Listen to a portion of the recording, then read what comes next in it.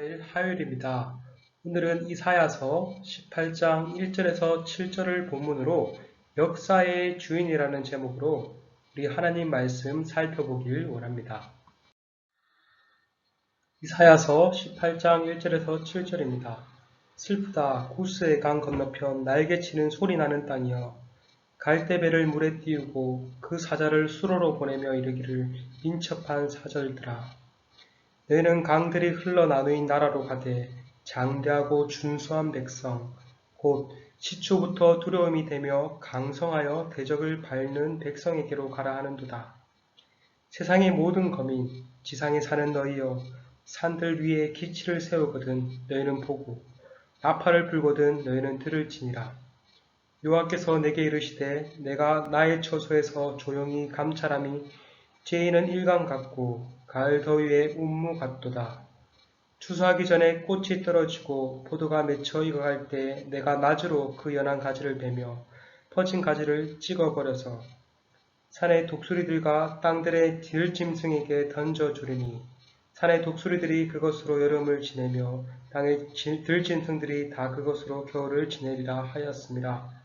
그때 강들이 흘러나누는 나라의 장대하고 준수한 백성 곧 시초부터 두려움이 되며 강성하여 대적을 밟는 백성이 만군의 여호와께 드릴 예물을 가지고 만군의 여호와의 이름을 두신 곳 시온산에 이르리라. 아멘. 오늘 본문은 구스 곧 에티오피아에 관한 예언입니다. 그런데 오늘 본문의 독특한 점은 다른 열방들에 대한 예언은 심판에 관한 메시지였다면 구스에 관한 예언은 소망에 관한 메시지입니다. 오늘 본문을 그냥 쭉 읽었을 때 쉽게 이해되기 쉽지 않습니다. 많은 성경이 생소하고 어렵지만 그 중에서 이사야서와 같은 선지서가 더욱 어렵죠. 왜냐하면 선지서는 당시의 역사적 배경에 대해 자세히 언급하고 있지 않기 때문입니다. 그리고 또 그럴 것이 선지서는 당시의 유다 또는 이스라엘 백성들에게 선포된 말씀이었기 때문입니다. 그렇기 때문에 따로 그들에게 역사적 배경을 언급할 필요가 없었던 것입니다. 하지만 오늘날 그것을 읽는 우리는 그들과 처한 상황이 너무나 다르죠.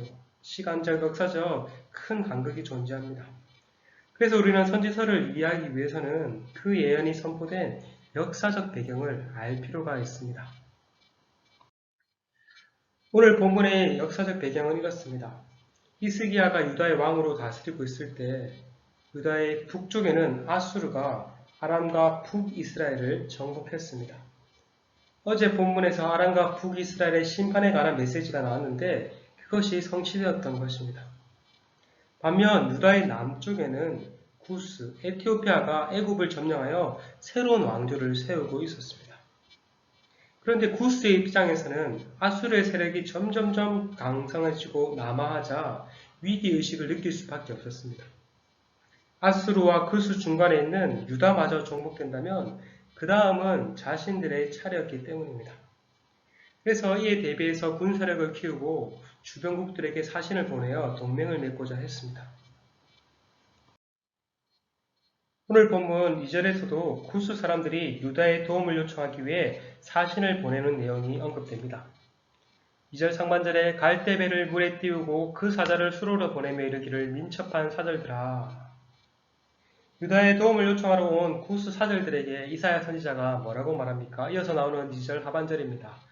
너희는 강들이 흘러나누인 나라로 가되 장대하고 준수한 백성 곧 시초부터 두려움이 되며 강성하여 대적을 밟는 백성에게로 가라 하는도다. 여기서 강들이 흘러나누인 나라는 나일강이 흐르는 구스가 점령한 애굽을 가리키고 장대하고 준수한 백성은 구스 사람들을 가리킵니다. 이 같은 표현이 7절에서도 그대로 반복되죠. 장대하고 준수한 구스의 사절들에게 도움을 요청하지 말고 돌아가라고 말을 합니다. 유다에게 도움을 요청하지 말고 돌아가라고 말한 것입니다. 그런데 안심하고 돌아가도 되는 이유가 나옵니다. 그것이 3절에서 6절입니다. 그것이 3절에서 6절입니다. 세상 모든 거민 지상에 사는 너희여 산 위에 기치를 세우거든 너희는 보고 나팔을 불거든 너희는 들을지니라.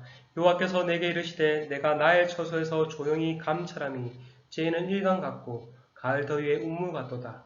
추수하기 전에 꽃이 떨어지고 포도가 맺혀 익어갈 때 내가 나주로 그 연한 가지를 베며 퍼진 가지를 찍어버려서 산의 독수리들과 땅의 짐승들이 다 그곳으로 겨울을 지내리라 하였습니다. 이것은 여호와께서 아수르를 심판하시겠다는 예언입니다. 세상의 모든 거민들을 향해서 그들에게 보고 들으라고 말을 합니다.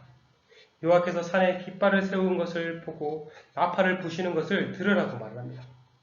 여기서 깃발을 세우고 나팔을 부는 것은 전쟁의 시작을 알리는 것입니다. 여호와께서 선전포고를 하신 것이죠. 아수르를 심판하기 위한 여호와의 전쟁이 시작될 것입니다. 그런데 이렇게 선전포고가 시작되었지만 아수르는 쇠퇴하기는커녕 오히려 유다를 점령하러 쳐들어옵니다.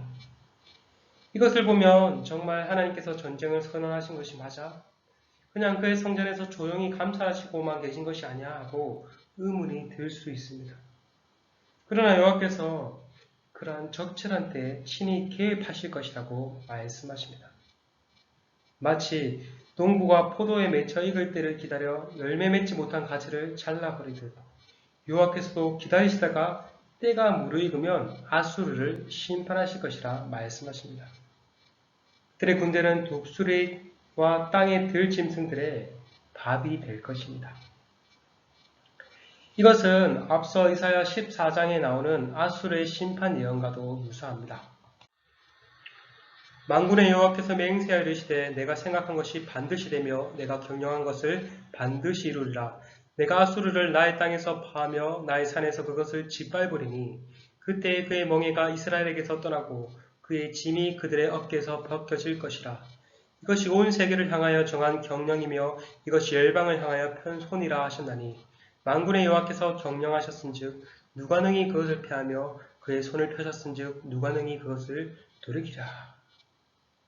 여호와 하나님께서 강성한 아수르를 반드시 심판하시겠다고 말씀하셨습니다. 그리고 이렇게 아수르가 심판을 당할 때 이것을 본 구스 사람들이 예물을 가지고 여호와께 나오게 될 것이라고 말씀합니다. 오늘 본문 7절입니다. 그때 강들이 흘러나누인 나라의 장대하고 준수한 백성 곧 시초부터 두려움이 되며 강성하여 대적을 받는 백성이 만군의 여호와께 드릴 예물을 가지고 만군의 여호와 이름을 두신 곳 시온산에 이르리라. 2절에서 구스를 표현한 표현이 여기서 또 한 번 더 반복이 됩니다. 2절에서는 구스가 누구에게 나왔습니까? 그들이 유다에게 사신을 보내며 나왔지만 이제는 누구에게 나오게 된다고 말합니까? 만군의 여호와 하나님께 나오게 될 것입니다. 이방인인 구스 사람들 또한 비로소 하나님의 대심을 깨닫고 하나님께 나와 하나님을 예배하게 될 것입니다.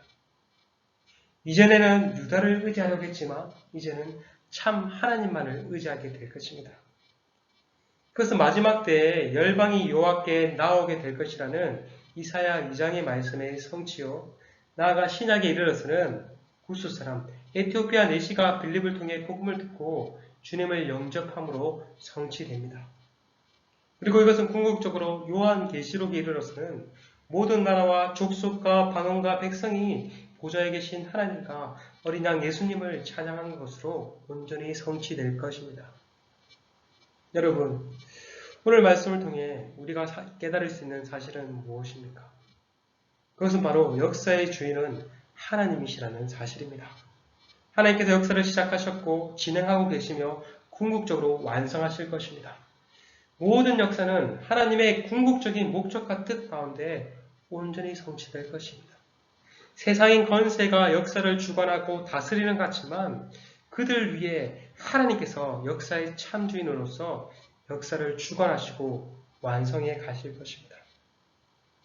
그 역사의 끝에 어떠한 일이 일어납니까? 악이 완전히 종식되고 구원받은 하나님의 백성들이 하나님을 경배하게 될 것입니다. 그러므로 우리는 이 사실을 기억하고 역사의 주이신 하나님만 신뢰하고 하나님만 의지해야 할 것입니다. 때때로 우리에게 일어나는 알 수 없는 일들로 인해 알 수 없는 어려움들로 인해 마치 하나님께서 침묵해 계시는 것 같고 부재한 것 같이 느껴질지라도 반드시 하나님께서 하나님의 때에 개입하시고 도우신다는 사실을 기억하며 소망을 붙들며 나아가야 할 것입니다. 어떠한 상황 가운데 염려하거나 두려워하지 말아야 할 것입니다. 끝으로 베드로전서 5장 7절 말씀을 읽고 마쳤으면 좋겠습니다. 너희 염려를 다 주께 맡기라. 이는 그가 너희를 돌보시리라. 이 주님이 어떠한 주님입니까? 역사의 주인 되시는 주님, 역사를 주관하시는 주님께 우리의 모든 문제, 우리의 모든 염려를 다 맡기라고 말씀합니다. 그분께서 우리를 책임져 주시고 궁극적으로 온전히 우리의 삶을 완성해 가실 것입니다. 바라기는 오늘 하루도 역사의 주인 되시는 그 하나님만을 바라보며 그 하나님 안에서 소망을 품고 나아가는 저와 여러분이 되시길 간절히 소망합니다. 주기도문 드리심으로 마치겠습니다. 하늘에 계신 우리 아버지여, 이름이 거룩히 여김을 받으시오며 나라가 임하시오며 뜻이 하늘에서 이루어진 것 같이 땅에서도 이루어지리다. 오늘 우리에게 일용할 양식을 주시옵고 우리가 우리에게 죄 지은 자를 사하여 준 것 같이 우리 죄를 사하여 주시옵고 우리를 시험에 들게 하지 마시옵고 다만 악에서 구하시옵소서. 나라와 권세와 영광이 아버지께 영원히 있사옵나이다. 아멘.